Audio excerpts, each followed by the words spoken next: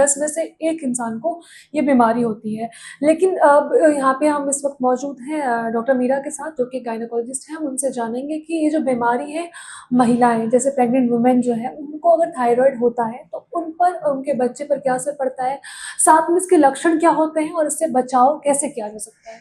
आप बता दीजिए। बिल्कुल सही बात है ज्योति। थायराइड इंडिया में 100 में से 10 लोगों में होता है और उसमें भी महिलाओं में बहुत कॉमन होता है। और जनरली महिलाओं में जो प्रेजेंट करता है, या तो वो इरेगुलर पीरियड्स की तरह से प्रेजेंट करता है या इनफर्टिलिटी की तरह से प्रेजेंट करता है। अगर हम बात करें थायराइड हार्मोन की, तो थायराइड हार्मोन हमारी बॉडी के ऑर्गन्स का एक सेंटर होता है, मेटाबॉलिज्म का सेंटर है, एनर्जी का सेंटर है।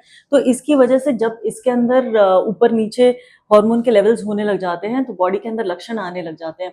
जब थायराइड हार्मोन के लेवल्स कम होते हैं तो रेगुलेटरी हार्मोन टीएसएच के लेवल्स हाई होते हैं। इस कंडीशन को हाइपोथायराइडिज्म कहा जाता है।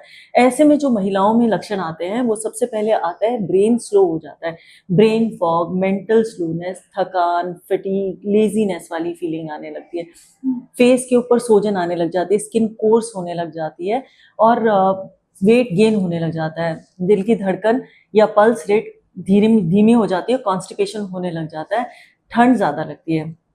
ऐसी कंडीशंस में हाइपोथायरॉइडिज्म के लक्षण है।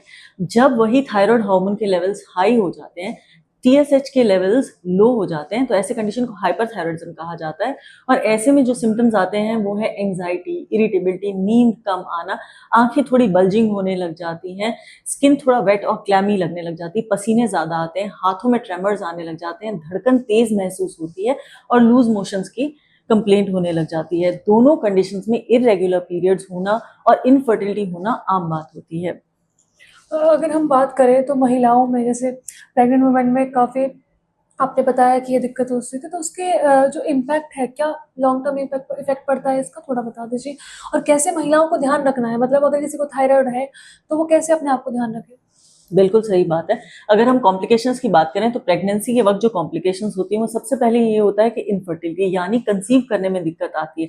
जब कंसेप्शन हो जाता है तो मिसकैरेज होने की संभावना बढ़ जाती है, बच्चे को growth retardation, low birth weight, pre mature होने की संभावना बढ़ जाती है। स्पेशली हाइपोथायरॉइडिज्म में एक स्पेशल बात ये होती है कि अगर हाइपोथायरॉइडिज्म अनट्रीटेड रह जाता है तो बच्चे के ब्रेन के डेवलपमेंट पे असर पड़ती है, बच्चे की मेंटल स्लोइंग होने की संभावना बढ़ जाती है। ऐसे के अंदर जरूरी है, माँ के अंदर जो कॉम्प्लिकेशंस होती हैं वो है अनीमिया होने की संभावना बढ़ जाती है, हाई ब्लड प्रेशर होने की संभावना बढ़ जाती है। ऐसे में जरूरी है कि थायराइड के टेस्ट, अगर सिम्टम्स लगते हैं तो थायराइड के टेस्ट समय पे कराए जाएं। हर 4 से 6 हफ्ते में थायराइड टेस्ट रिपीट कराए जाते हैं और अकॉर्डिंगली थायराइड की मेडिसिन को टाइट्रेट कराया जाता है। जिस चीज का बहुत ध्यान रखना चाहिए वो ये है कि थायराइड की दवाइयों को अपनी मर्जी से बंद या घटाएं या बढ़ाएं नहीं, डॉक्टर की सलाह के बाद ही थायराइड की मेडिसिन को चेंज करें और अपने नियमित रूप से टेस्ट कराते रहें, नियमित रूप से दवाई लेते रहें, ताकि जच्चा और बच्चा दोनों सुरक्षित रह सके।